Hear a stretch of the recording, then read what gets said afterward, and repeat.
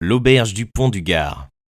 Ceux qui, comme moi, ont parcouru à pied le midi de la France, ont pu remarquer entre Bellegarde et Beaucaire, à moitié chemin à peu près du village à la ville, mais plus rapproché cependant de Beaucaire que de Bellegarde.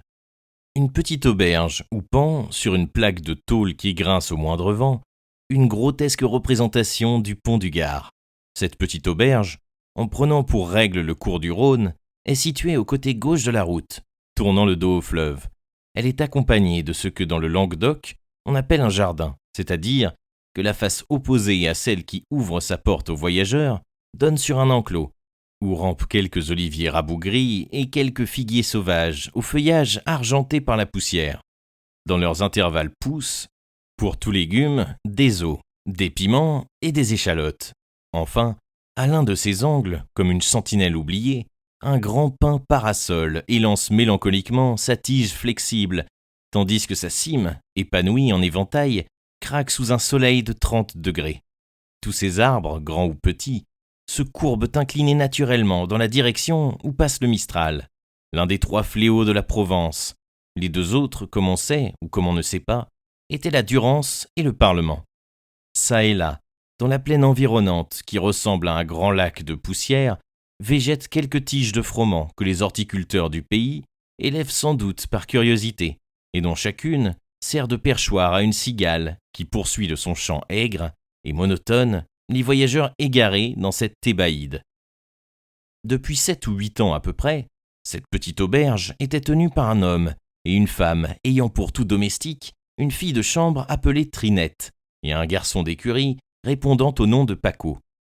Double coopération qui au reste suffisait largement aux besoins du service, depuis qu'un canal creusé de Beaucaire à Aigues-Mortes avait fait succéder victorieusement les bateaux au roulage accéléré et le coche à la diligence. Ce canal, comme pour rendre plus vifs encore les regrets du malheureux aubergiste qui le ruinait, passait entre le Rhône qui l'alimente et la route qui l'épuise, à 100 pas à peu près de l'auberge, dont nous venons de donner une courte mais fidèle description. L'hôtelier qui tenait cette petite auberge pouvait être un homme de 40 à 45 ans, grand, sec et nerveux. Véritable type méridional, avec ses yeux enfoncés et brillants, son nez en bec d'aigle et ses dents blanches comme celles d'un animal carnassier. Ses cheveux, qui semblaient, malgré les premiers souffles de l'âge, ne pouvoir se décider à blanchir, étaient, ainsi que sa barbe, qu'il portait en collier, épais, crépus, et à peine parsemés de quelques poils blancs. Son teint, hâlé naturellement, s'était encore couvert d'une nouvelle couche de bistre, par l'habitude que le pauvre diable avait prise de se tenir depuis le matin jusqu'au soir sur le seuil de sa porte, pour voir si, soit à pied, soit en voiture, il ne lui arrivait pas quelque pratique, attente presque toujours déçue, et pendant laquelle il n'opposait à l'ardeur dévorante du soleil d'autres préservatifs pour son visage qu'un mouchoir noué sur sa tête, à la manière des muletiers espagnols. Cet homme, c'était notre ancienne connaissance Gaspard Caderousse. Sa femme, au contraire, qui, de son nom de fille, s'appelait Madeleine Radel, était une femme pâle, maigre et maladive. Née aux environs d'Arles, elle avait, tout en conservant les traces primitives de la beauté traditionnelle de ses compatriotes, vu son visage se délabrer lentement, dans l'accès presque continuel d'une de ces fièvres sourdes si communes parmi les populations voisines des étangs d'Aigues-Mortes et des marais de la Camargue. Elle se tenait donc presque toujours assise et grelottante, au fond de sa chambre située au premier, soit étendue dans un fauteuil, soit appuyée contre son lit, tandis que son mari montait à la porte sa faction habituelle, faction qu'il prolongeait d'autant plus volontiers que chaque fois qu'il se retrouvait avec son aigre moitié, celle-ci le poursuivait de ses plaintes éternelles contre le sort, plaintes auxquelles son mari ne répondait d'habitude que par ses paroles philosophiques. « Tais-toi, la carconte, c'est Dieu qui le veut comme ça. » Ce sobriquet venait de ce que Madeleine Radel était née dans le village de la Carconte, situé entre Salon et Lambesc. Or, suivant une habitude du pays, qui veut que l'on désigne presque toujours les gens par un surnom au lieu de les désigner par un nom, son mari avait substitué cette appellation à celle de Madeleine, trop douce et trop euphonique peut-être pour son rude langage. Cependant, malgré cette prétendue résignation au décret de la Providence, que l'on n'aille pas croire que notre aubergiste ne sentit pas profondément l'état de misère où l'avait réduit ce misérable canal de Beaucaire, et qu'il fut invulnérable aux plaintes incessantes dont sa femme le poursuivait. C'était, comme tous les méridionaux, un homme sobre et sans de grands besoins, mais vaniteux pour les choses extérieures. Aussi, au temps de sa prospérité, il ne laissait passer ni une ferrade, ni une procession de la Tarasque sans s'y montrer avec la Carconte, l'un dans ce costume pittoresque des hommes du Midi, et qui tient à la fois du catalan et de l'andalou, l'autre avec ce charmant habit des femmes d'Arles, qui semble emprunté à la Grèce et à l'Arabie. Mais peu à peu, chaînes de montre, colliers, ceinture aux 1000 couleurs, corsage brodé, veste de velours, bas à coins élégants, guêtres bariolées, souliers à boucles d'argent avaient disparu, et Gaspard Caderousse, ne pouvant plus se montrer à la hauteur de sa splendeur passée, avait renoncé pour lui et pour sa femme à toutes ces pompes mondaines dont il entendait en se rongeant sourdement le cœur les bruits joyeux retentir jusqu'à cette pauvre auberge qu'il continuait de garder bien plus comme un abri que comme une spéculation. Caderousse s'était donc tenu, comme c'était son habitude, une partie de la matinée devant la porte, promenant son regard mélancolique d'un petit gazon pelé où picoraient quelques poules, aux deux extrémités du chemin désert qui s'enfonçait d'un côté au midi et de l'autre au nord, quand tout à coup, la voix aigre de sa femme le força de quitter son poste. Il rentra en grommelant et monta au premier, laissant néanmoins la porte toute grande ouverte, comme pour inviter les voyageurs à ne pas l'oublier en passant. Au moment où Caderousse rentrait, la grande route dont nous avons parlé et que rencontraient ses regards était aussi nue et aussi solitaire que le désert à midi. Elle s'étendait, blanche et infinie, entre deux rangées d'arbres maigres, et l'on comprenait parfaitement qu'aucun voyageur, libre de choisir une autre heure du jour, ne se hasarda dans cette effroyable Sahara. Cependant, malgré toutes les probabilités, s'il fût resté à son poste, Caderousse aurait pu voir poindre, du côté de Bellegarde, un cavalier et un cheval, venant de cette allure honnête et amicale qui indique les meilleures relations entre le cheval et le cavalier. Le cheval était un cheval hongre, marchant agréablement l'amble. Le cavalier était un prêtre vêtu de noir et coiffé d'un chapeau à 3 cornes, malgré la chaleur dévorante du soleil alors à son midi. Ils n'allaient tous deux qu'un trot fort raisonnable. Arrivé devant la porte, le groupe s'arrêta. Il eût été difficile de décider si ce fut le cheval qui arrêta l'homme ou l'homme qui arrêta le cheval. Mais en tout cas, le cavalier mit pied à terre et, tirant l'animal par la bride, il alla l'attacher au tourniquet d'un contrevent délabré qui ne tenait plus qu'à un gond. Puis, s'avançant vers la porte, en essuyant d'un mouchoir de coton rouge son front ruisselant de sueur, le prêtre frappa 3 coups sur le seuil du bout ferré de la canne qu'il tenait à la main. Aussitôt, un grand chien noir se leva et fit quelques pas en aboyant et en montrant ses dents blanches et aiguës, double démonstration hostile qui prouvait le peu d'habitude qu'il avait de la société. Aussitôt, un pas lourd ébranla l'escalier de bois, rampant le long de la muraille, et que descendait, en se courbant à reculons, l'hôte du pauvre logis, à la porte duquel se tenait le prêtre. « Me voilà, disait Caderousse tout étonné, me voilà. Veux-tu te taire, Margottin ? N'ayez pas peur, monsieur. Il aboie, mais il ne mord pas. Vous désirez du vin, n'est-ce pas ? Car il fait une polissonne de chaleur. Ah, pardon, interrompit Caderousse, en voyant à quelle sorte de voyageur il avait affaire. Pardon, je ne savais pas à qui j'avais l'honneur de recevoir. Que désirez-vous ? Que demandez-vous, monsieur l'abbé ? Je suis à vos ordres. Le prêtre regarda cet homme pendant 2 ou 3 secondes, avec une attention étrange. Il parut même chercher à attirer de son côté sur lui l'attention de l'aubergiste. Puis, voyant que les traits de celui-ci n'exprimaient d'autre sentiment que la surprise de ne pas recevoir une réponse, il jugea qu'il était temps de faire cesser cette surprise, et dit avec un accent italien très prononcé : « N'êtes-vous pas Monsieur Caderousse ? » ?»« Oui, monsieur, » dit l'hôte, peut-être encore plus étonné de la demande qu'il ne l'avait été du silence. « Je le suis, en effet, Gaspard Caderousse, pour vous servir. »« Gaspard Caderousse. Oui, je crois que c'est là le prénom et le nom. Vous demeuriez autrefois allée de Meillan, n'est-ce pas, au 4e ? C'est cela. Et vous y exerciez la profession de tailleur ? Oui, mais l'état a mal tourné. Il fait si chaud à ce coquin de Marseille que l'on finira, je crois, par ne plus s'y habiller du tout. Mais à propos de chaleur, ne voulez-vous pas vous rafraîchir, monsieur l'abbé ? Si fait, donnez-moi une bouteille de votre meilleur vin, et nous reprendrons la conversation, s'il vous plaît, où nous la laissons. Comme il vous fera plaisir, monsieur l'abbé, dit Caderousse.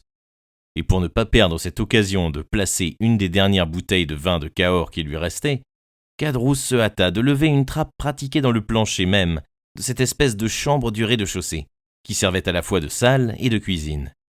Lorsque, au bout de 5 minutes, il reparut, il trouva l'abbé assis sur un escabeau, le coude appuyé à une table longue, tandis que Margottin, qui paraissait avoir fait sa paix avec lui en entendant que, contre l'habitude, ce voyageur singulier allait prendre quelque chose, allongeait sur sa cuisse son cou décharné et son œil langoureux.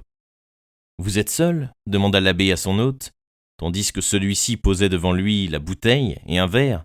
« Oh, mon Dieu, oui, seul ou à peu près, monsieur l'abbé, car j'ai ma femme qui ne peut m'aider en rien, attendu qu'elle est toujours malade, la pauvre carconte. »« Ah, vous êtes marié » dit le prêtre avec une sorte d'intérêt, et en jetant autour de lui un regard qui paraissait estimer à sa mince valeur le maigre mobilier du pauvre ménage.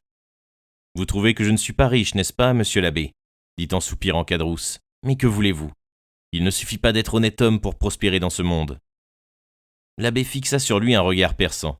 « Oui, honnête homme, de cela je puis m'en vanter, monsieur, » dit l'hôte, en soutenant le regard de l'abbé, une main sur sa poitrine et en hochant la tête du haut en bas. Et dans notre époque, tout le monde n'en peut pas dire autant. « Tant mieux si ce dont vous vous vantez est vrai, dit l'abbé, car tôt ou tard, j'en ai la ferme conviction, l'honnête homme est récompensé et le méchant puni. » « C'est votre état de dire cela, monsieur l'abbé. C'est votre état de dire cela, reprit Caderousse, avec une expression amère. Après cela, on est libre de ne pas croire ce que vous dites. Vous avez tort de parler ainsi, monsieur, dit l'abbé, car peut-être vais-je être moi-même pour vous, tout à l'heure, une preuve de ce que j'avance. Que voulez-vous dire ? Demanda Caderousse d'un air étonné. Je veux dire qu'il faut que je m'assure avant tout si vous êtes celui à qui j'ai affaire. Quelle preuve voulez-vous que je vous donne ? Avez-vous connu, en 1814 ou 1815, un marin qui s'appelait Dantès ? Dantès, si je l'ai connu, ce pauvre Edmond, je le crois bien. C'était même un de mes meilleurs amis, s'écria Caderousse, dont un rouge de pourpre envahit le visage, tandis que l'œil clair et assuré de l'abbé semblait se dilater pour couvrir tout entier celui qui l'interrogeait. Oui, je crois en effet qu'il s'appelait Edmond. S'il s'appelait Edmond le petit, je le crois bien. Aussi vrai que je m'appelle, moi, Gaspard Caderousse. Et qu'est-il devenu, monsieur, ce pauvre Edmond, continua l'aubergiste. L'auriez-vous connu ? Vit-il encore ? Est-il libre ? Est-il heureux ? Il est mort prisonnier, plus désespéré, plus misérable que les forçats, qui traînent leurs boulets au bagne de Toulon. Une pâleur mortelle succéda sur le visage de Caderousse, à la rougeur qui s'en était d'abord emparée. Il se retourna, et l'abbé lui vit essuyer une larme avec un coin du mouchoir rouge qui lui servait de coiffure. « Pauvre petit » murmura Caderousse. « Eh bien, voilà encore une preuve de ce que je vous disais, monsieur l'abbé, que le bon Dieu n'était bon que pour les mauvais. Ah, continua Caderousse, avec ce langage coloré des gens du Midi. Le monde va de mal en pis, qu'il tombe donc du ciel 2 jours de poudre et 1 heure de feu, et que tout soit dit. Vous paraissez aimer ce garçon de tout votre cœur, monsieur ? Demanda l'abbé. Oui, je l'aimais bien, dit Caderousse. Quoique j'ai à me reprocher d'avoir un instant envié son bonheur. Mais depuis, je vous le jure, foi de Caderousse, j'ai bien plaint son malheureux sort. Il se fit un instant de silence, pendant lequel le regard fixe de l'abbé ne cessa point un instant d'interroger la physionomie mobile de l'aubergiste. « Et vous l'avez connu, le pauvre petit » continua Caderousse. « J'ai été appelé à son lit de mort, pour lui offrir les derniers secours de la religion, répondit l'abbé. « Et de quoi est-il mort » demanda Caderousse, d'une voix étranglée.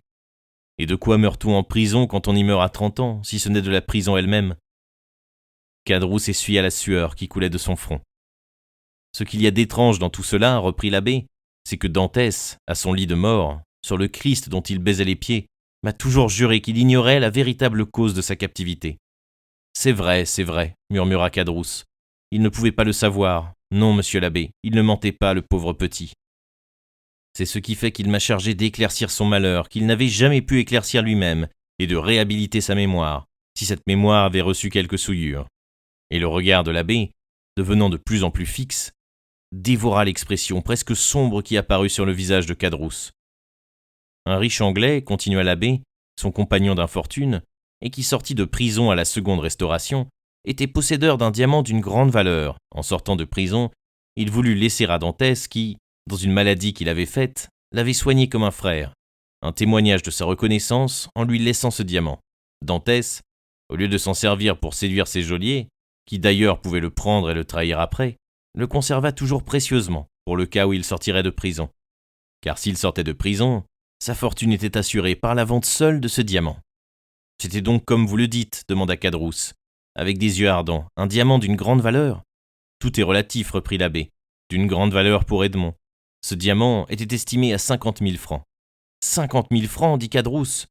Mais il était donc gros comme une noix. Non, pas tout à fait, dit l'abbé, mais vous allez en juger par vous-même, car je l'ai sur moi. Caderousse sembla chercher sous les vêtements de l'abbé le dépôt dont il parlait. L'abbé tira de sa poche une petite boîte de chagrin noir, l'ouvrit et fit briller aux yeux éblouis de Caderousse l'étincelante merveille montée sur une bague d'un admirable travail. Et cela vaut 50 000 francs, sans la monture, qui est elle-même d'un certain prix, dit l'abbé. Et il referma l'écrin et remit dans sa poche le diamant qui continuait d'étinceler au fond de la pensée de Caderousse. « Mais comment vous trouvez-vous avoir ce diamant en votre possession, monsieur l'abbé » demanda Caderousse. « Edmond vous a donc fait son héritier ?»« Non, mais son exécuteur testamentaire. J'avais 3 bons amis et une fiancée, m'a-t-il dit. Tous 4, j'en suis sûr, me regrettent amèrement. L'un de ses bons amis s'appelait Caderousse. » Caderousse frémit. L'autre, continua l'abbé, sans paraître s'apercevoir de l'émotion de Caderousse, l'autre s'appelait Danglars. Le troisième, a-t-il ajouté, bien que mon rival m'aimait aussi. Un sourire diabolique éclaira les traits de Caderousse, qui fit un mouvement pour interrompre l'abbé. « Attendez, dit l'abbé, laissez-moi finir. Et si vous avez quelque observation à me faire, vous me la ferez tout à l'heure. L'autre, bien que mon rival, m'aimait aussi, et s'appelait Fernand. Quant à ma fiancée, son nom était... Je ne me rappelle plus le nom de la fiancée, dit l'abbé. Mercédès, dit Caderousse. Ah oui, c'est cela, reprit l'abbé avec un soupir étouffé. Mercédès. Eh bien, demanda Caderousse. Donnez-moi une carafe d'eau, dit l'abbé. Caderousse s'empressa d'obéir. L'abbé remplit le verre et but quelques gorgées. Où en étions-nous ? Demanda-t-il en posant son verre sur la table. La fiancée s'appelait Mercédès. Oui, c'est cela. Vous irez à Marseille. C'est toujours Dantès qui parle, comprenez-vous ? Parfaitement. Vous vendrez ce diamant, vous ferez 5 parts, et vous les partagerez entre ses bons amis, les seuls êtres qui m'aient aimé sur la terre. Comment 5 parts, dit Caderousse ? Vous ne m'avez nommé que 4 personnes. Parce que la 5e est morte, à ce qu'on m'a dit. La 5e était le père de Dantès. Hélas, oui, dit Caderousse, ému par les passions qui s'entrechoquaient en lui. Hélas, oui, le pauvre homme, il est mort. J'ai appris cet événement à Marseille, répondit l'abbé, en faisant un effort pour paraître indifférent. Mais il y a si longtemps que cette mort est arrivée que je n'ai pu recueillir aucun détail. Sauriez-vous quelque chose de la fin de ce vieillard, vous ? Dit Caderousse, qui peut savoir cela mieux que moi ? Je demeurais porte à porte avec le bonhomme. Mon Dieu, oui.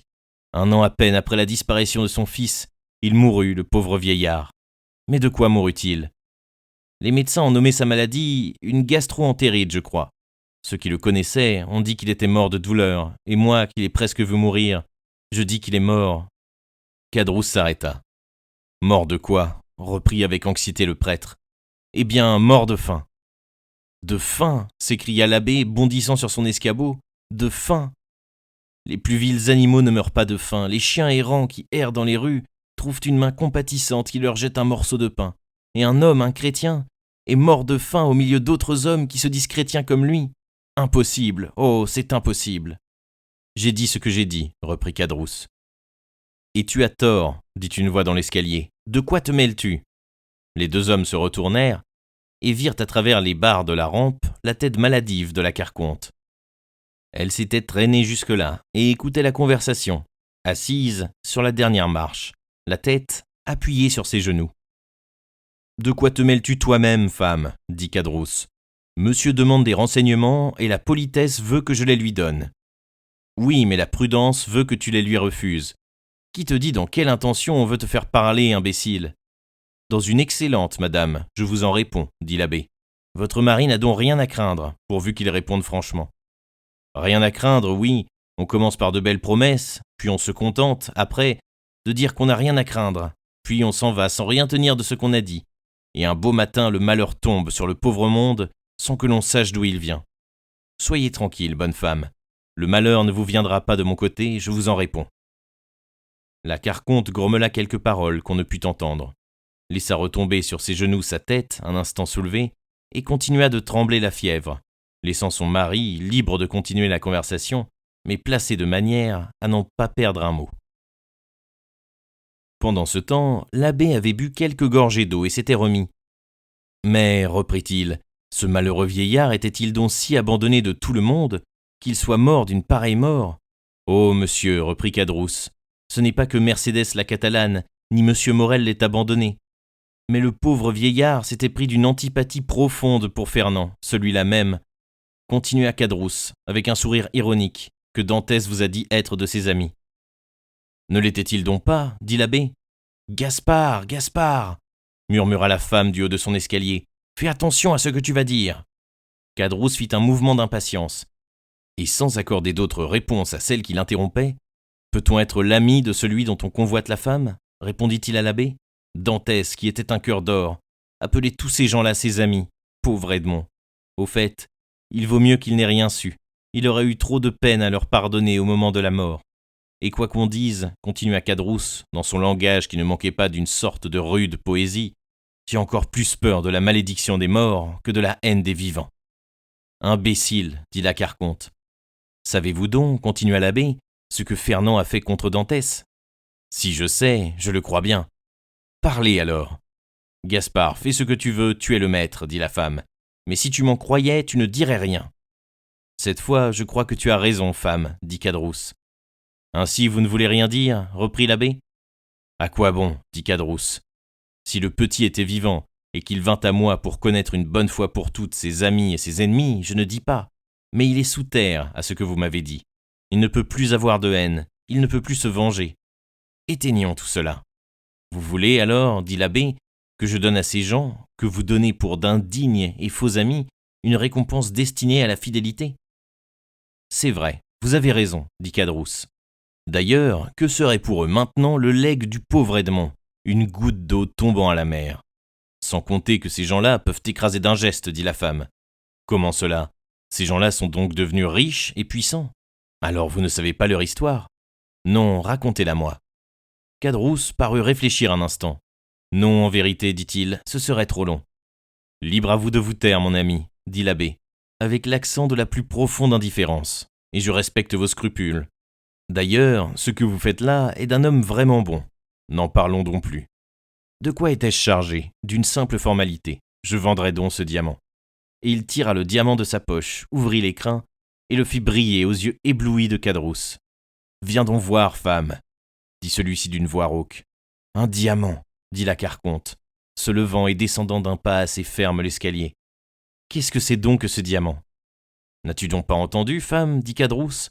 C'est un diamant que le petit nous a légué, à son père d'abord, à ses 3 amis Fernand, Danglars et moi, et à Mercédès sa fiancée. Le diamant vaut 50 000 francs. Oh, le beau joyau, dit-elle. Et le 5e de cette somme nous appartient alors, dit Caderousse. Oui, monsieur, répondit l'abbé, plus la part du père de Dantès, que je me crois autorisé à répartir sur vous 4. Et pourquoi sur nous 4 demanda la Carconte. Parce que vous étiez les 4 amis d'Edmond. Les amis ne sont pas ceux qui trahissent, murmura soudainement à son tour la femme. Oui, oui, dit Caderousse, et c'est ce que je disais. C'est presque une profanation, presque un sacrilège que de récompenser la trahison, le crime peut-être. C'est vous qui l'aurez voulu, reprit tranquillement l'abbé, en remettant le diamant dans la poche de sa soutane. Maintenant, donnez-moi l'adresse des amis d'Edmond, afin que je puisse exécuter ses dernières volontés. La sueur coulait à lourdes gouttes du front de Caderousse. Il vit l'abbé se lever, se diriger vers la porte, comme pour jeter un coup d'œil d'avis à son cheval et revenir. Caderousse et sa femme se regardaient avec une indicible expression. Le diamant serait pour nous tout entier, dit Caderousse. Le crois-tu, répondit la femme. Un homme d'église ne voudrait pas nous tromper. Fais comme tu voudras, dit la femme. Quant à moi, je ne m'en mêle pas. Et elle prit le chemin de l'escalier toute grelottante. Ses dents claquaient malgré la chaleur ardente qu'il faisait. Sur la dernière marche, elle s'arrêta un instant. « Réfléchis bien, Gaspard, dit-elle. Je suis décidé, dit Caderousse.